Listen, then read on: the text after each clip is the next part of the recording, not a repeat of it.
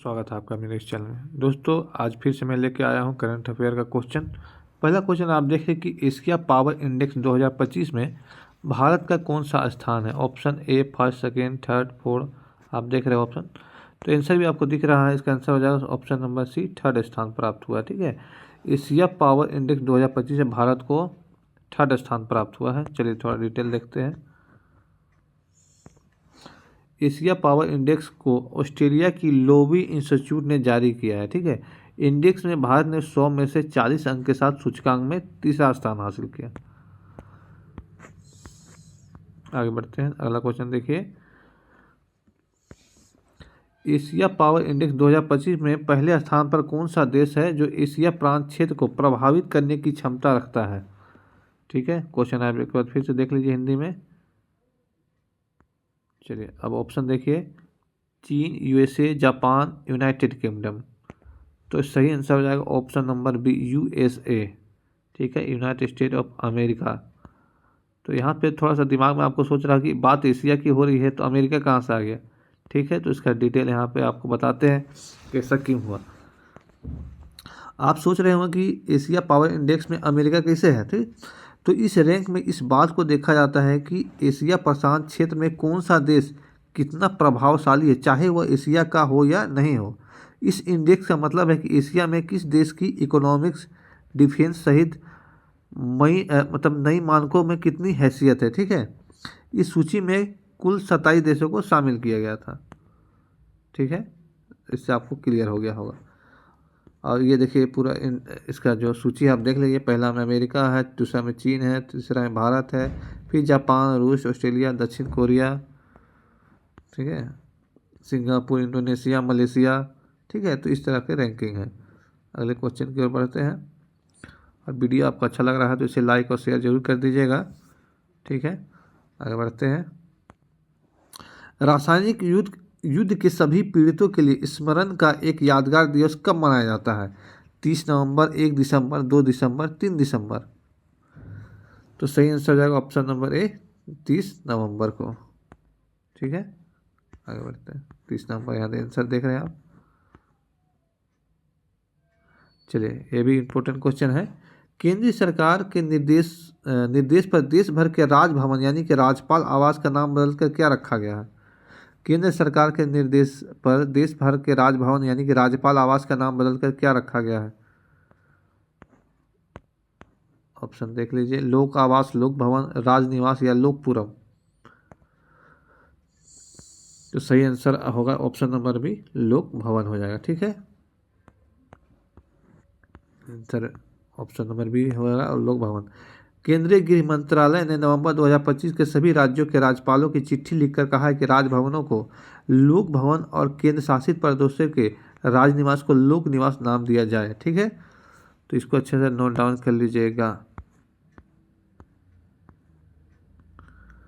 अगले क्वेश्चन की ओर बढ़ते हैं।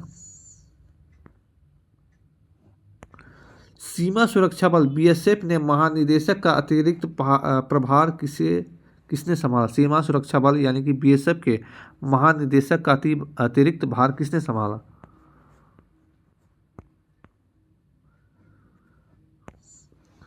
तो सही आंसर हो जाएगा option number B, Praveen Kumar ji ने संभाला। ठीक है, प्रवीण कुमार जी आईटीबीपी के डीजी हैं। ठीक है, यहाँ पे देख लीजिए ऑप्शन आंसर ऑप्शन बी है, प्रवीण कुमार आईटीबी के अभी डीजी है। और प्रवीण कुमार भारत तिब्बत पुलिस टीम के महानिदेशक डीजी है। ठीक है, आगे बढ़ते हैं। यहाँ देखिए ये भी इम्पोर्टेंट क्वेश्चन है। Syed Modi international badminton tournament 2025 महिला युगल का खिताब किस भारतीय महिला ने जीता। Syed Modi international badminton tournament 2025 महिला युगल का खिताब किस भारतीय महिला खिलाड़ी ने जीता। ठीक है, देख लिया आपने। अब देखिए ऑप्शन, तो सही आंसर हो जाएगा option number C, Trisha Jolly एवं गायत्री गोपीचंद पी ने। ठीक है, त्रिशा जॉली एवं गायत्री गोपीचंद पी ने। भारत की त्रिशा जॉली और गायत्री गोपीचंद पी ने जापान की काहो ओसावा और माई तनाबे को हराकर ये खिताब जीता है। ठीक है, आगे बढ़ते हैं। चलिए क्वेश्चन देख रहे हैं कि अंतर्राष्ट्रीय समुद्री संगठन IMO परिषद के किस वर्ष के कार्यकाल के लिए भारत फिर से चुना गया है? ऑप्शन एक बार देख लीजिए, 2025, 26, 2026, 27, 2027, 28, 2029, 30। तो सही आंसर जाएगा ऑप्शन नंबर बी, 2026, 27। ठीक है, यहाँ देखिए नवंबर 2025 के 33वें अंतर्राष्ट्रीय समुद्री संगठन IMO international maritime organization assembly सत्र के दौरान भारत ने परिषद में 3 श्रेणियों में पुनर्निर्वाचित होकर अपनी वैश्विक समुद्री नेतृत्व की स्थिति को मजबूत किया। ठीक है, आगे बढ़ते हैं। अगला क्वेश्चन आप देख रहे हैं, किस राज्य की विधानसभा ने सभी धर्मों यानी कि 6ठी अनुसूची के क्षेत्रों के अलावा के लिए बहु विवाह पर प्रतिबंध लगाने का विधेयक पारित किया? यहाँ पे है बहु विवाह पर प्रतिबंध लगाने का विधेयक पारित किस राज्य ने किया है शॉर्ट में? तो ऑप्शन आपको दिख नहीं रहा होगा, चलिए आप देखिए, उत्तर प्रदेश, राजस्थान, बिहार, असम। तो सही आंसर हो जाएगा ऑप्शन नंबर डी, असम। ठीक है, इंग्लिश में भी आप क्वेश्चन को पढ़ सकते हैं। चलिए थोड़ा डिटेल में जान जाते हैं। असम विधानसभा ने गुरुवार 27 नवंबर 2025 को असम बहु विवाह निषेध विधेयक 2025 पारित कर दिया। इसका उद्देश्य सभी धर्मों में पहली शादी को कानूनी रूप से भंग किए बिना दूसरी शादी करने को दंडित करना है। ठीक है, आगे बढ़ते। चलिए ये भी बहुत ही इंपॉर्टेंट क्वेश्चन है। वनडे इतिहास में सबसे ज़्यादा छक्के लगाने का रिकॉर्ड किस भारतीय खिलाड़ी ने बनाया? ठीक है, वनडे इतिहास में सबसे ज़्यादा छक्के लगाने का रिकॉर्ड किस भारतीय खिलाड़ी ने लगाया?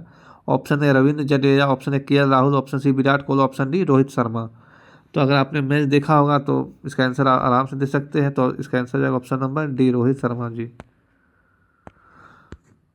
चलिए थोड़ा डिटेल देख लेते हैं क्या क्या है उनके रिकॉर्ड में। तो आंसर हो जाएगा option number D, Rohit Sharma. उन्होंने पाकिस्तानी खिलाड़ी शाहिद अफरीदी का रिकॉर्ड तोड़कर अपने नाम लिख किया। रोहित शर्मा ने 30 नवंबर 2025 साउथ अफ्रीका के खिलाफ 3 सिक्स लगाकर पाकिस्तान के शाहिद अफरीदी का वर्ल्ड रिकॉर्ड तोड़ दिया। इस दिन रोहित ने 352 छक्के मारने का नया रिकॉर्ड बन गया। ठीक है, डिटेल में भी जानना बहुत ज़रूरी होता है। ये भी देखिए, रोहित शर्मा ने अपने 217वें मैच में यह उपलब्धि हासिल की। दूसरे स्थान पर 351 सिक्स जो है 398 मैच के साथ पाकिस्तान के शाहिद अफरीदी का है। तीसरे नंबर पर 331 सिक्स 301 मैच के साथ क्रिस गेल का। आगे बढ़ते हैं। किस देश की टीम ने Sultan Azlan Shah hockey cup 2025 जीता है? Australia, Belgium, Canada, Bharat. तो सही आंसर जाएगा ऑप्शन नंबर बी, बेल्जियम ने जीता है। इसका डिटेल देख लेते हैं। बेल्जियम ने भारत को 1-0 से हराकर अपना पहला खिताब हासिल किया। ठीक है, यह आयोजन मलेशिया में 30 नवंबर 2025 को हुआ था। भारत को रजत पदक से संतोष करना पड़ा। और वीडियो आपको अच्छा लगा है तो इसे लाइक और शेयर जरूर कीजिएगा और चैनल को सब्सक्राइब जरूर कर लीजिएगा दोस्तों। धन्यवाद।